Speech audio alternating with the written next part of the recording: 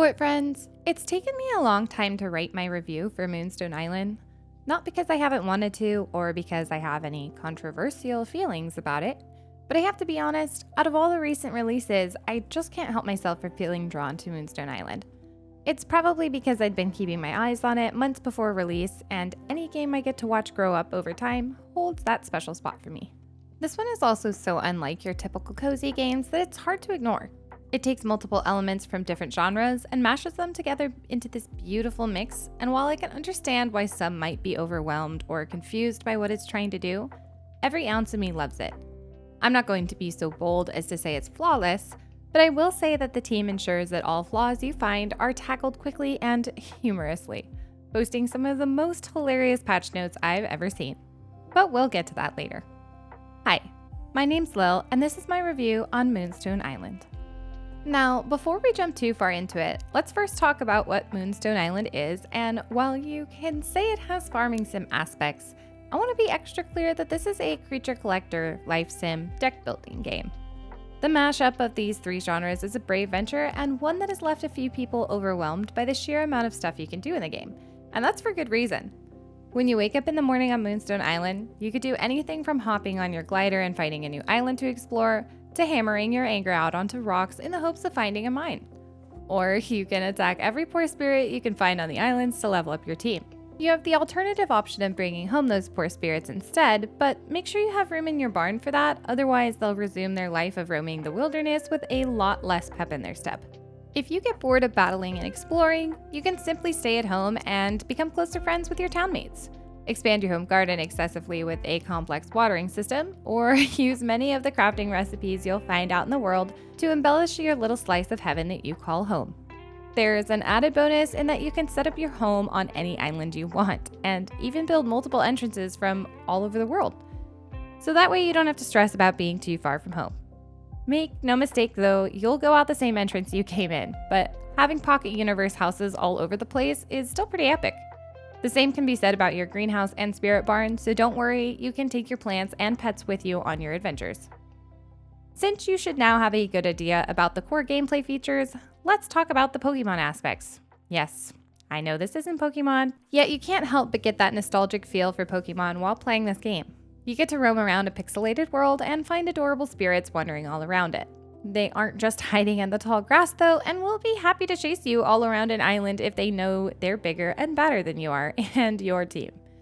If they succeed in beating you up, you'll be knocked out alongside your spirits, and the Magic Man will be carrying you back to his place to ensure your body isn't lying around for any spare critters to peck at. It's personally why we chose him as our romanceable character, but we'll get to that later. The unique thing about this game's combat system is the deck builder style. Instead of a long list of moves your spirits can learn, they'll have cards, and it'll be up to you to add, upgrade, or remove cards from your individual spirit decks in order to flesh out an effective team. Just like in Pokemon, each spirit has its own type and weaknesses, and they do change from spirit to spirit, so they aren't overly generic. I have seen complaints in the reviews about the decks being standard across all spirits of the same type, meaning all water spirits can learn all of the same moves, and same goes for fire, electric, etc. I can see why some people might not prefer that, but I think it's important to remember this is a deck builder and not Pokemon. Sure, it would be cool to give each spirit one unique card, but then you'd probably lose appreciation for the fact that each spirit has its own perk when it's on your team. So while you might lose some originality in the deck, there are still reasons to go out and find specific spirits for your team. Your spirits will gain XP with every battle, and with each level up, you can pick an attribute to level up and add a new card to their deck alongside it. If you hate the cards you've been offered, you can skip it, so make sure you don't ignore that button because it's easy to miss, and then you'll end up with a handful of cards you don't want. So while it might be tempting to always add at least one card, there are times you'll want to skip it altogether. What's the point of leveling up your team, you might ask? Well, aside from the fact that every island has varying levels of spirits, from peaceful grass ones with low-level cuties to terrifying fire islands that will burn you with every second you spend on it, there are also dungeons and temples to take on. The dungeons host higher level spirits and a boss at the very end, so if you and your team manage to take it down, you'll find a slew of goodies in the chests and even earn some permanent extra stamina to make your travels all the easier. Then there's the elemental temples, which grant some fancy seals, and while I'm still attempting to get number 4 to find out what they do, I feel like it's an endgame surprise that you'll want to find out for yourself anyway, so just know there's some bonus content waiting for if you play. Aside from just what you can do, I want to talk about the functions of the game. I loved the tool system in Moonstone Island more than most, as it's a rotating tool wheel with slots. So even if there are more tools than slots, you can freely switch up what you have in each slot for extra convenience while navigating the islands and gathering up your haul for the day. Any game that separates my tools from my inventory is already winning, so points to the team for that. Speaking of the inventory, we get a solid amount of room to start, and while it will fill up if you've spent all day out and about in the world, it's easy enough to use the once daily teleport to take you back to town and empty out your bags.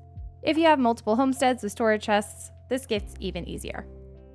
Let's talk about the side skills such as fishing and alchemy, as even with everything else going on, if you want to spend a day fishing up whatever you can find, old boots included, you can do that. If you want to take your freshly grown plants of the season and turn them into useful potions, either for yourself or spirits, you can do that too. The reason there are complaints about Moonstone Island trying to do too much is because there really is a lot. Most of my days in the game start with the ultimate question of, what do I want to do on this fine day? And the answer can vary drastically. I'm going to be the dark horse here and say I love that in a game. I get bored so easily with farming sims that if they don't offer me monotonous side tasks, then I'll probably be reviewing it by 10 hours in and calling it quits. I have over 30 hours and counting in this game, and I want to go play more to see what comes up after a year or two. There's still high-level islands that my spirits and I are too unprepared for, and that feels good.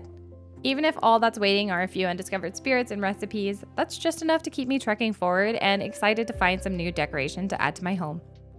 Stepping back for a moment, I want to talk about the decoration ability in this game as it's quite in depth. It's a trend of recent games that they throw hundreds of decorative items at us in the hopes that we get to instill our own personalities into our game, and Moonstone Island takes that a step further with their loom. You can make custom floors and walls and then throw one of over 100 cute decorations into it to truly make it your own. If your house feels too small, don't worry. The blacksmith has multiple upgrades to make your house a not-so-mini mansion to live in. If that mansion happens to get a bit too lonely, then take a break from the adventuring and start romancing that special someone. This game boasts a more unique relationship system in that every interaction has both a chance of succeeding and failing. Yeah, if your love doesn't like that really bad dad joke you learned from the Magic Man, then you'll have to bring them something extra special to repair the damage to your relationship. Once they've grown to like you enough to put up with your poor sense of humor, then you can take them on dates and eventually do like Beyonce and put a ring on it. Don't stress too much if you're finding it hard to bond with people. After a few failed attempts, you'll level up your social skills and you'll get to pick from a list of talents that will inevitably help your social life in the long run. In fact, the skill tree will do a lot more than help you get dates, as it boasts everything from upgrades for your spirits to perks like starting fights with more energy and even starting the day out with more stamina. The list of perks is fantastic and genuinely improved the game for me. Dungeons got easier, bosses bowed down to my team within a few turns, and people stopped running away from me when I said hi. All jokes aside, I love talent trees as they always give that great sense of progression, and for an ex-MMORPG player like myself, that's needed. So I've spent forever talking about the different aspects of this game, and while there are a few more I could mention, I'm doing my best to keep video reviews shorter since that's what the community genuinely prefers. But it's still my job to keep you well informed about the games you're considering adding to your library, so that's why I want to talk for a second about some of the more negative things people have said. One I find extra silly is the lack of character customization. I know, burn me at the stake if you must. But I've played so many story-driven games where you get what you're given, and this comment threw me off. I genuinely love picking my pronouns and getting to pick my favorite hair color, but honestly I'm not offended by the character in any way and prefer that they seem to have no clear gender. You can be who you want to be in your own mind, and the game isn't forcing you into one role or the other, so I don't see any real issue. But that's my opinion, so take it for what you want. Another one is what I've mentioned before, in which Moonstone Island is trying to be too many things. Honestly, yeah, there's a lot you can do, and maybe that can be overwhelming. But for $25, you get potentially hundreds of hours of gaming, and it's good gaming, if you enjoy this genre.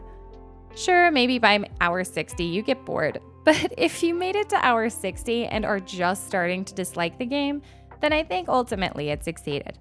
So many people expect these titles to be the next Stardew Valley, boasting thousands of hours of gameplay for just $20. But that's impossible because Stardew Valley exists. And if you want to play Stardew Valley, I suggest you do exactly that. But if you want an exciting new life sim that has creature collecting, farming, fishing, relationships, tons of world exploration, fun NPCs full of character, and all in a well fleshed out package, then you should carefully consider Moonstone Island. It's at this point that I'll say it's absolutely being awarded with the Pillow Fort stamp of approval.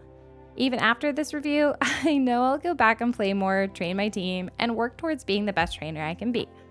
If you end up skipping this one because you're not a fan of the pixel genre, or maybe you truly feel it is just a bit too much for you, then that's okay.